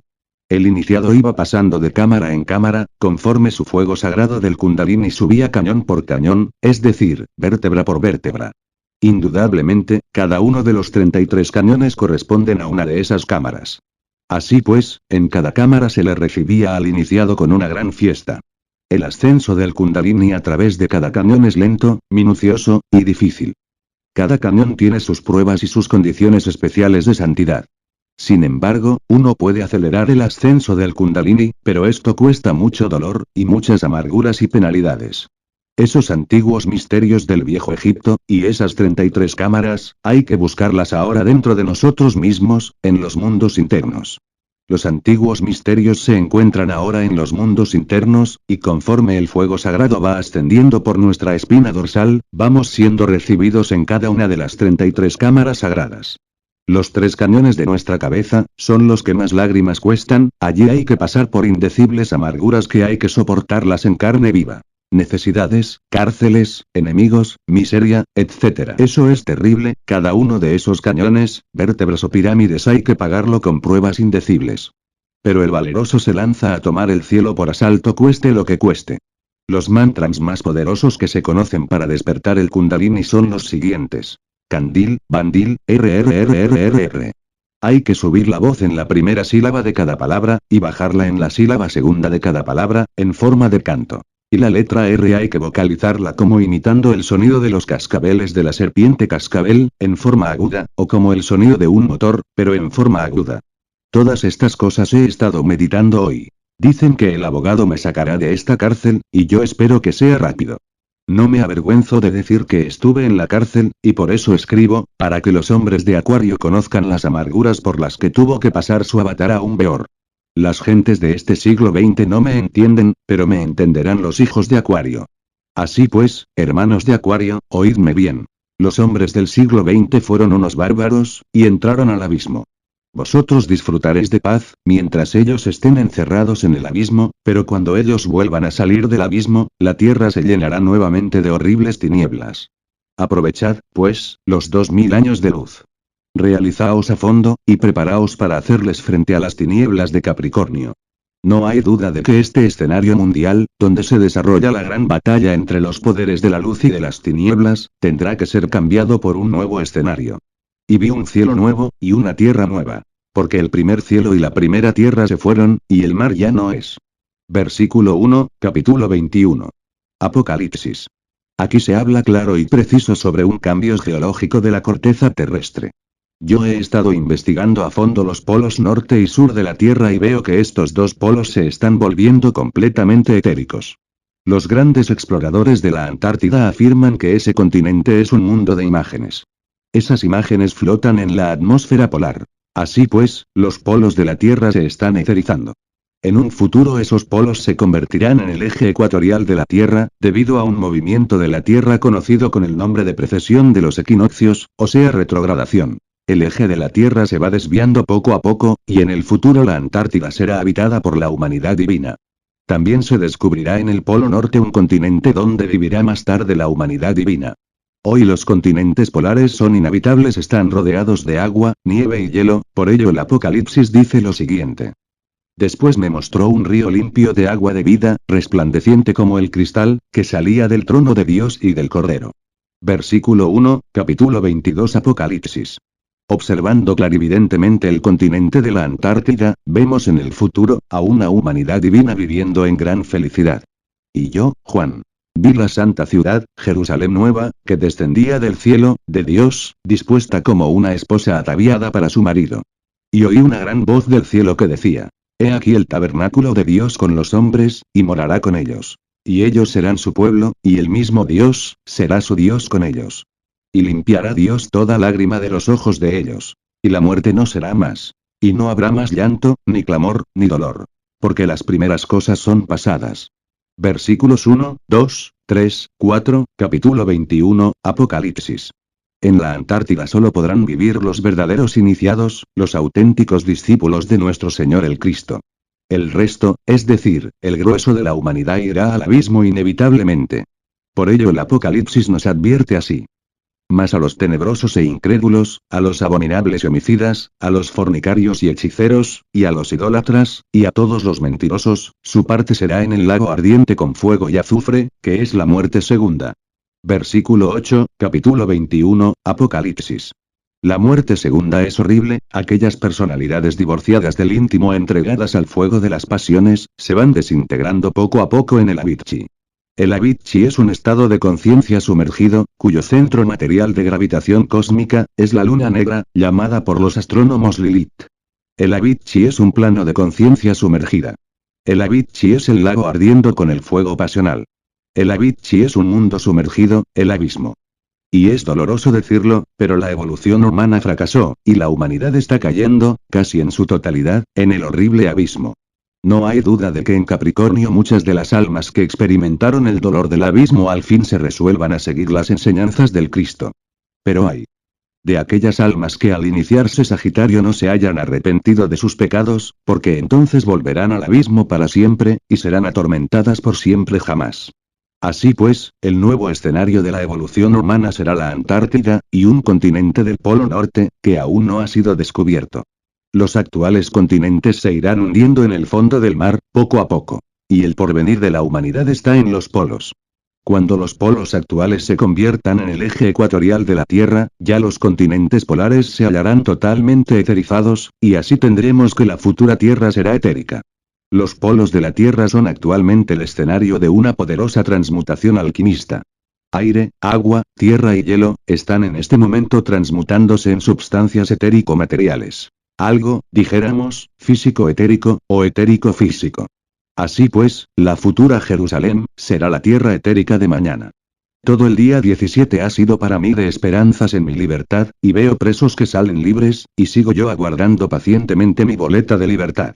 El abogado me está defendiendo del delito de sanar a los enfermos, pues me acusan de ese delito, tengo puestas mis esperanzas en el abogado, y aguardo pacientemente mi libertad. Qué dura es la senda de la iniciación. ¡Qué terrible! Pero bien vale la pena toda esta amargura, porque mientras más duras sean las penas, mayores son las fiestas de los templos, y las fiestas de los dioses. El dolor del justo también tiene un límite, y el límite a ese dolor son las grandes fiestas del alma. Aquí, en esta cárcel y entre estos muros y estas rejas, yo aún peor, me siento triunfante y victorioso, nada me acobarda. Soy poderoso. Estoy lleno de inmensa alegría porque le he arrancado la antorcha de fuego al Bafometo. ¿Quién podría detenerme en esta marcha luminosa y triunfal? Aquí en esta cárcel he oído a varios presos protestar enloquecidos de ira y llenos de desesperación. Yo no protesto ni me desespero, ni me acobardo, porque mi conciencia está iluminada por el íntimo y en el fondo de mi ser solo brilla aquel que es todo justo. Antes bien, he aprovechado hasta el máximo estas dolorosas circunstancias de mi vida, para arrancarle la luz a las tinieblas, y elevarme aún más dentro de la escala luminosa de las jerarquías de la luz. Yo no puedo protestar ante las maravillosas adversidades que la vida me depara, y considero que estas maravillosas circunstancias hay que aprovecharlas hasta el máximo, para lograr las grandes realizaciones. Estas amarguras son oportunidades magníficas que se deben aprovechar. El maestro no teme, pero tampoco se descuida. Hay derecho a defenderse, pero no hay derecho para causar daño a nadie, así pues, me estoy defendiendo como un abogado, pero no estoy acusando ni siquiera a mis verdugos, antes bien estreché cariñosamente la mano del que me echó a la cárcel. Así es como se debe proceder, sin odios para nadie. Hay que amar a nuestros pobres enemigos, y besar el látigo del verdugo. Un carcelero se acercó muy cariñosamente, y me dijo: lo están demorando, y se alejó, el sol brilla ya en el poniente, y yo estoy entregado a estas profundas meditaciones. Se acerca la noche, y aún no me llega a la boleta de libertad. ¿Qué habrá pasado? Se va la tarde, y llega a la noche. Marzo 18 de 1952. Un nuevo amanecer, tengo hoy algunas esperanzas buenas. El 18 es el número mío, 1 más 8 igual 9. 9 es el número del iniciado. Los maestros están trabajando intensamente por mi libertad. Esta prisión mía no es por karma, fue solo una prueba dura, el precio de un grado esotérico. Ya me gané ese grado, y por tal motivo no tengo ya por qué estar en la cárcel. Pregunté a un maestro por qué motivo no me daban libertad, y en tono profundamente compasivo partió un pedazo de hielo, y me dijo: ha habido descuido. Y realmente no hubo defensa del primer abogado, y hubo que cambiar de doctor. Ha habido frialdad, y esa frialdad puede muy bien ser simbolizada por el hielo, de los funcionarios públicos. Acabo de enviarle letras a mi querido hermano Julio Medina V pidiéndole un esfuerzo supremo por mi libertad. Anoche envié letras a mi estimado discípulo Israel Bermúdez, de Fundación.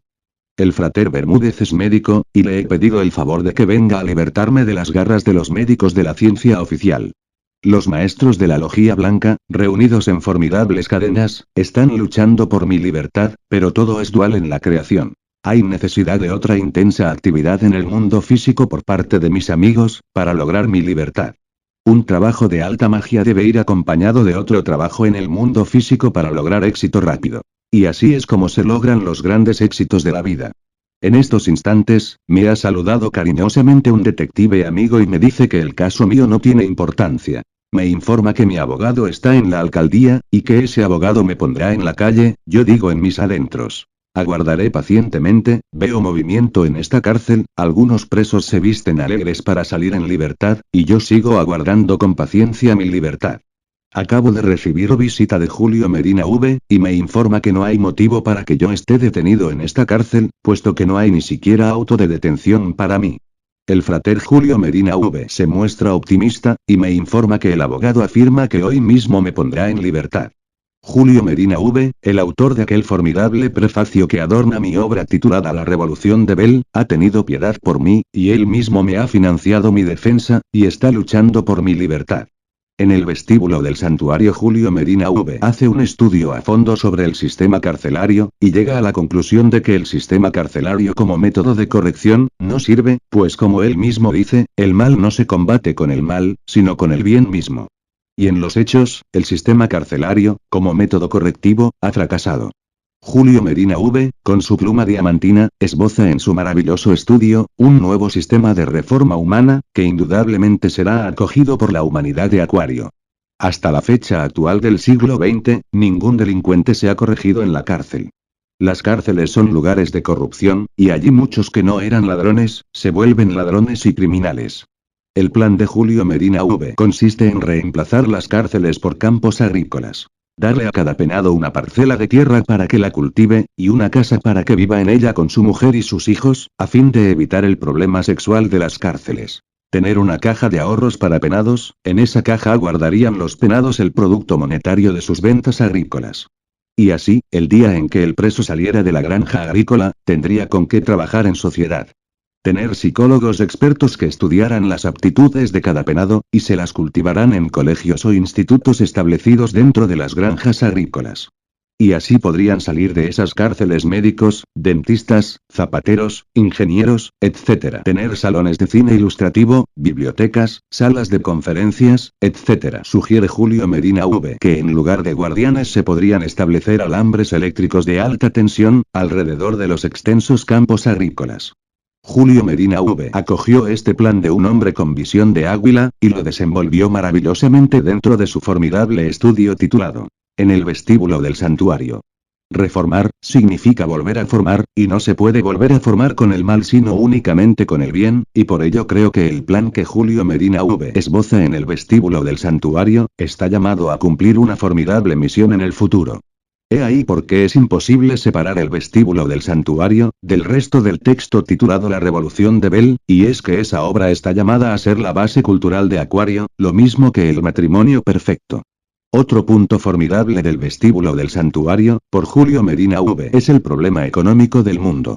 Observando clarividentemente la organización social de esa bella humanidad que habitará la Antártida, vemos allí cristalizado el plan económico de Julio Medina V. Allí vemos una humanidad feliz. Cada cual vivirá en su casa, y tendría una pequeña huerta y un jardín. Allí nadie tendrá hambre, ni habrá terratenientes, y cada cual sembrará en su huerto, y comerá de sus cosechas. Ese mismo sistema económico rige entre las humanidades cultas de todo planeta avanzado.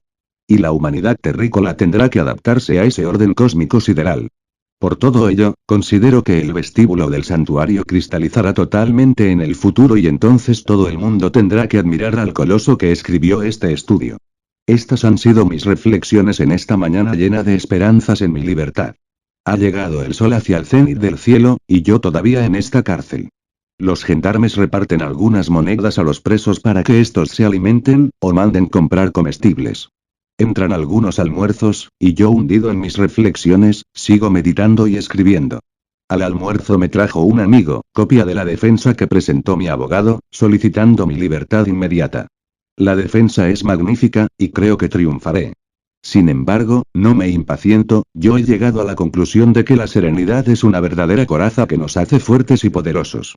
Ansioso de conocer mi inmediato futuro, abro la Biblia, y leo el siguiente versículo. Empero ahora Jehová ha hablado, diciendo. Dentro de 3 años, como años de mozo soldada, será abatida la gloria de Moab, con toda su grande multitud. Y los residuos serán pocos, pequeños, y no fuertes. Capítulo 16, versículo 14, Isaías. Comprendo el significado esotérico, porque sé que Cristo resucitó al tercer día de entre los muertos. Sé que la gloria de Moab, es decir, la fastuosidad del Satán, queda abatida totalmente cuando el iniciado recibe la tercera grande iniciación de misterios mayores. Entiendo que los residuos pocos, pequeños y no fuertes, quedan en el cuerpo mental, mientras los quema el cuarto grado de poder del fuego. Así pues, venga la batalla, venga la lucha, porque estamos en guerra contra el pueblo de Moab, los átomos del enemigo secreto.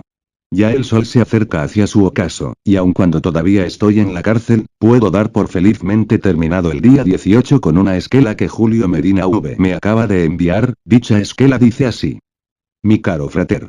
Acabo de ir con el abogado donde el alcalde. Este salió de urgencia con el personero para Orihueca, se fue a las 2 de la tarde, regresa en las primeras horas de la noche, así que quedé con el doctor Lazo, de ir a casa del alcalde para que desde allá dicte la orden de libertad, pues ya este le preguntó al secretario que si el asunto estaba arreglado, y el secretario le dijo que tú no tenías por qué estar ya detenido. Así pues, esperamos la llegada del alcalde para pedir verbalmente lo que ya está pedido por carta, y que yo te remití. Como verás, todos estos hechos de salida de los funcionarios es lo que ha venido a estorbar tu salida.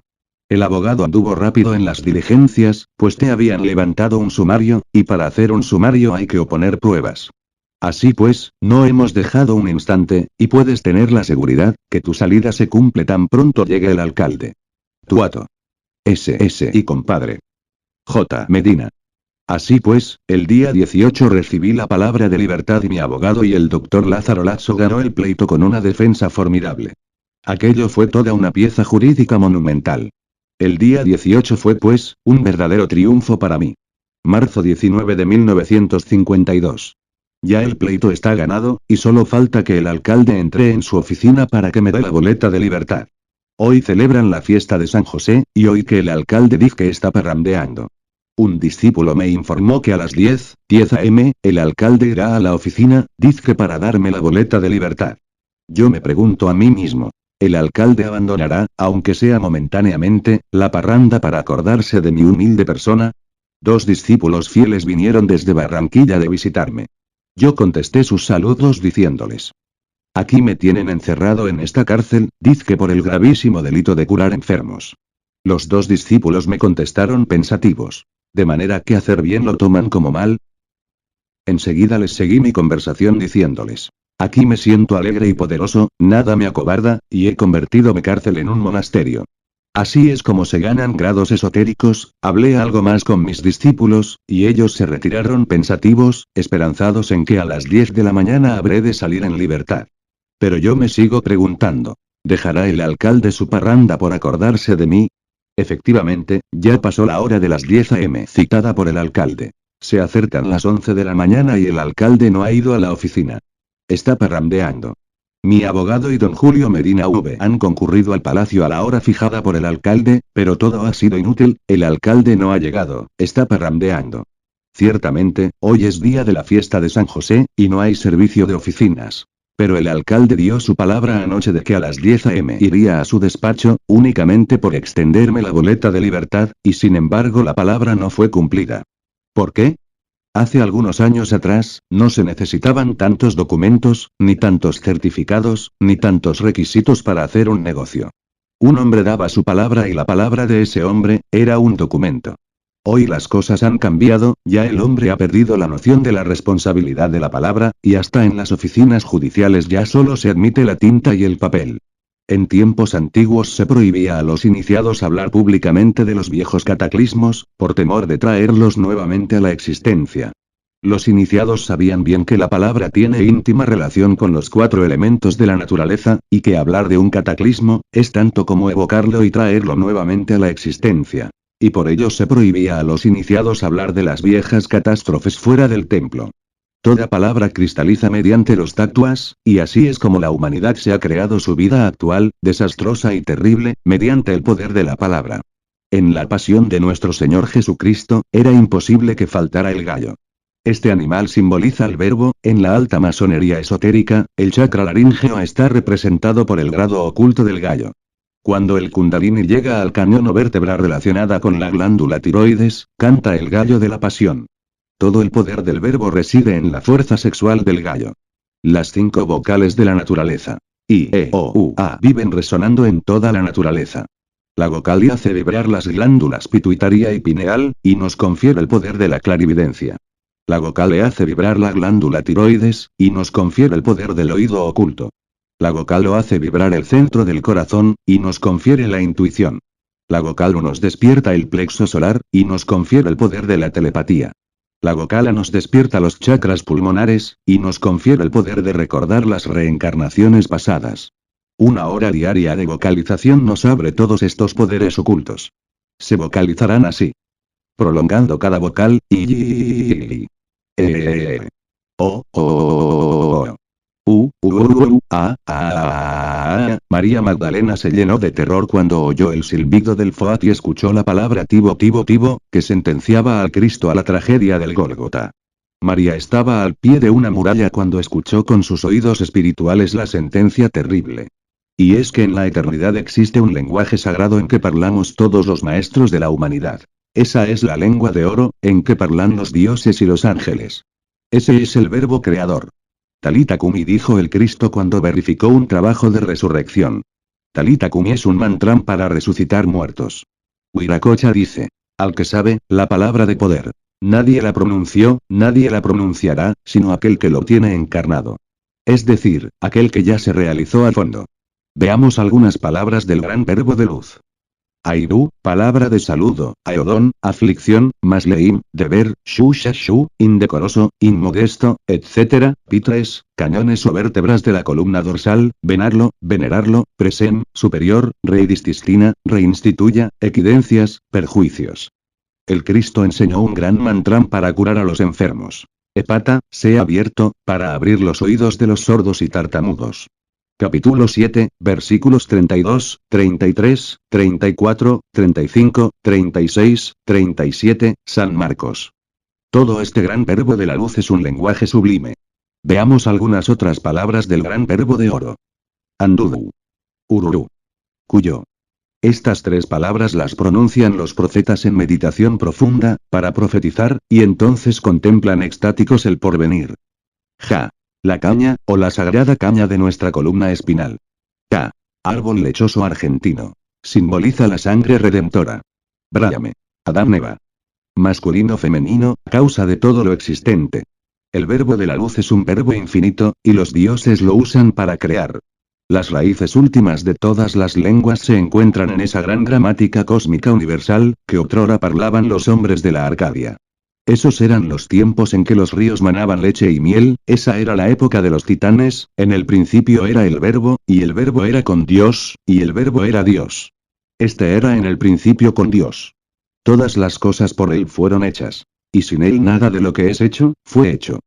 En él estaba la vida, y la vida era la luz de los hombres. Y la luz en las tinieblas resplandece. Mas las tinieblas no la comprendieron. San Juan, versículos 1, 2, 3, 4, 5. Cuando Adit, nuestra serpiente ígnea, llega a la laringe y recibimos el grado del gallo, entonces parlamos el verbo de oro, y creamos como los dioses, con el poder de la palabra. Por ello dice nuestro ritual: Sec tuo Adit, mi secreto, el misterio gnóstico de mi ser, el punto céntrico de mi conexión, mi corazón mismo, y florece en mis labios fecundos hecho verbo. Cuando ya el kundalini llega a nuestra garganta, florece en nuestros labios fecundos, hecho verbo. Los ángeles pueden crear cualquier cosa con el pensamiento y materializarla por medio de la palabra. El camino para hablar el verbo de oro es la magia sexual. Ya el sol de esta tarde se acerca hacia el ocaso y yo sigo encerrado en la cárcel aguardando la boleta de libertad. El alcalde está de fiesta, y a mí me toca tener paciencia. Acaba de llegar a tentarme un mago negro encarnado en cuerpo físico, él fue el Judas de mi iniciación. Me entregó un falso mensaje tratando de extraviarme de la senda, y yo en tono compasivo le contesté al mago negro. Ese mensaje es para ti. Aplícatelo. El tenebroso se fue. En estos instantes acaba de llegar el abogado con la boleta de libertad. Yo recibí la boleta fría y serenamente, y me despedí de los gendarmes. Así finalizó el día de hoy. Me dirigí a mi casa y allí encontré al frater Julio y a muchos otros hermanos espiritualistas que alegres me recibieron y me estrecharon. Lo que eran los espiritualistas del siglo XX. Hijos de Acuario, ahora voy a contaros lo que eran los espiritualistas del siglo XX.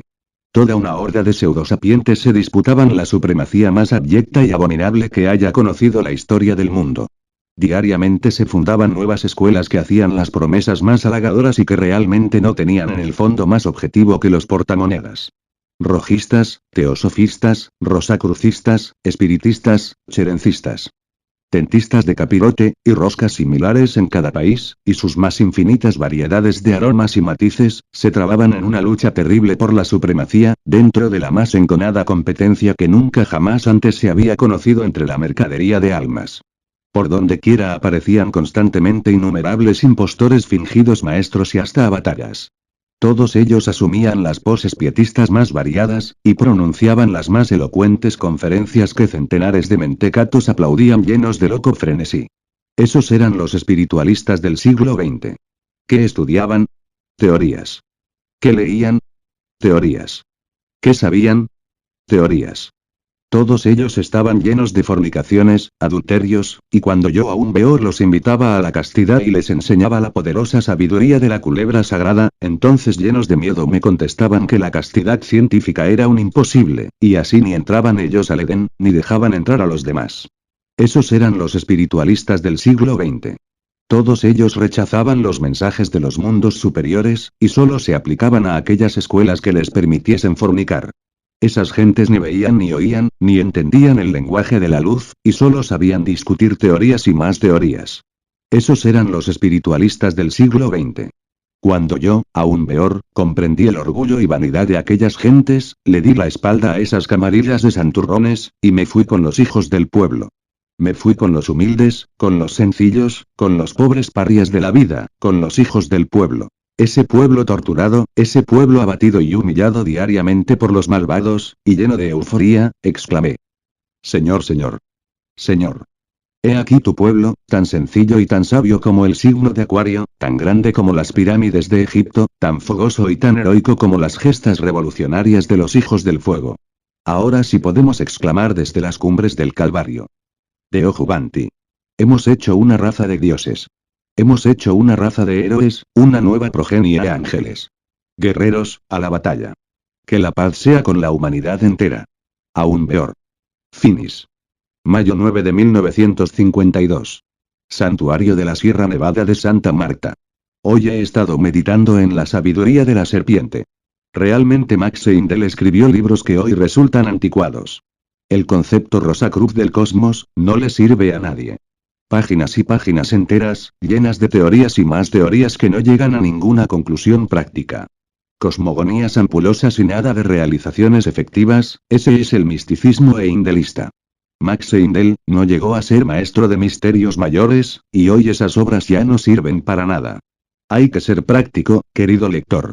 No más teorías, no más vaguedades. El hombre necesita convertirse en el dragón de la sabiduría, y todo el poder reside en la serpiente sagrada. La redención reside exclusivamente en el acto sexual. En lugar de estar teorizando, es mejor tener una buena hembra, y practicar magia sexual diariamente. El hombre tiene 7 cuerpos, y cada cuerpo tiene su kundalini propio. Su serpiente sagrada, los 7 cuerpos vienen pues, a ser las 7 escamas de nuestras 7 culebras ígneas. El que quiere convertirse en un dios omnipotente del universo, tiene que libertar a sus 7 serpientes de sus escamas, entonces nos convertimos en dragones de la sabiduría. El dragón es el animal pictórico más perfecto, porque puede vivir en la tierra, en el agua, en el aire y en el fuego. Un dragón de la sabiduría es un dios del universo. Un dragón de la sabiduría tiene 7 lenguas de fuego, 7 serpientes ígneas, nosotros pues, tenemos 7 serpientes que forman 2 grupos de A3, con la séptima culebra, que como corona sagrada nos une a la ley y al Padre. El que quiera unirse con el Padre, tiene que vibrar al unísono con la gran madre naturaleza. Abandonar la vida urbana y la vida artificiosa, y volver al seno de la bendita diosa madre del mundo. Practicar magia sexual intensamente, y subir los 7 escalones ardientes, hombres de genio. No tengáis más hijos. Que vuestros hijos sean vuestros libros, y que estos sean fortalezas de sangre y fuego ante el veredicto solemne de la conciencia pública. Convertíos en superhombres. Convertíos en dragones del fuego. Convertíos en omnipotencias solemnes del universo, y no entreguéis vuestras cabezas ante los tiranos. Nosotros, los leones de la ley, os aguardamos desde la otra orilla, ya fuisteis hombres, ahora volveos ángeles. Todo el secreto de vuestra redención reside en el acto sexual, y en la sabiduría de la serpiente. A la batalla. A la batalla, a la batalla. Que la paz sea con la humanidad entera. Aún peor observación. Este libro, que versa sobre la sabiduría del fuego, fue sacado de entre las llamas, y por ello lleva la marca del fuego en el borde de sus páginas. Así convienen las cosas. Es muy interesante, que un libro que trate sobre el fuego, lleve la marca del fuego. Yo lo invito a usted, querido hermano lector, a penetrar en la poderosa sabiduría ígnea. Yo lo invito a usted, querido hermano lector, a penetrar en las esferas ardientes de los dragones del fuego. Conclusión de este libro. Santuario Gnóstico de la Sierra Nevada de Santa Marta. Mayo 27 de 1952. He terminado este libro de apuntes aquí en mi Santún de meditación. Millones de libros se habían escrito en el mundo y en materia de filosofía del fuego, algunos centenares. Ayer tarde estuve hojeando los signos del Agni Yoga. Da dolor leer obras tan vagas que a nadie sirven. Los signos del Agni Yoga, encierra la sabiduría del fuego. Pero, ¡qué vaguedades! Yo no sé por qué esos autores esconden tanto la verdad del sexo. ¡Qué crueldad con la pobre humanidad doliente, qué falta de caridad! Las vaguedades del libro titulado Mundo Ardiente, no le sirven a nadie. A mí me gusta hablar las cosas claras. Al pan, pan. Y al vino, vino. La redención del hombre reside exclusivamente en el acto sexual. Todo el poder del cáliz y de las alas ígneas, y de la serpiente, reside en la siguiente clave. Introducir el pene en la vagina de la mujer y retirarlo sin derramar una sola gota del precioso líquido. En esta clave de la magia sexual, reside la clave de todos los poderes y de todas las iniciaciones. El nirvana lo tenemos en los testículos, y el que quiera llegar a la alta iniciación, tiene que tener una buena hembra, y ser bien macho, no más teorías, no más vaguedades, no más majaderías, los hombres se hicieron para las mujeres, y las mujeres para los hombres. Aquí hablo en castellano macizo para que me entiendan. Yo quiero que mis discípulos lleguen hasta el altar de la iniciación, con el miembro viril del macho, bien erecto, porque para llegar a la alta iniciación, se necesita ser bien macho. El kundalini solo pueden despertarlo los hombres bien hombres, y las mujeres bien hembras. Todos los libros de ocultismo que se han escrito en el mundo, ya están anticuados y ya no sirven para nada. Yo, aún peor, el gran avatara de Acuario, le he entregado a la humanidad el mensaje más grande de todos los siglos. Si los imbéciles quieren reírse, que se rían, eso a mí no me importa. Ahora estamos hablando claro, porque este es el momento más grave de la historia del mundo. En Colombia ha habido 2 clases de espiritualismo. El de antes del 9 de abril de 1948, y el de aún peor, que comenzó el 9 de abril de 1948, cuando todas las gallinas del rosacrucismo, teosofismo y del espiritismo, huían despavoridas, Pino, Rojas y Cherenzi, formaron la farsa aquella, del falso Coutumi, que tanto desacreditó al espiritualismo colombiano. El aula de Pino en Cali fabricó al falso Mesías, Israel Rojas, el precursor del mago negro Cherenzi, llenaba sus bolsillos con el dinero de sus parroquianos, ese fue el espiritualismo que precedió al 9 de abril. Yo, aún peor, tengo el honor de haber acabado con esas farsas. Ahora estamos los gnósticos de Colombia, en nuestras trincheras de guerra. A la batalla. A la batalla. A la batalla. Aún peor.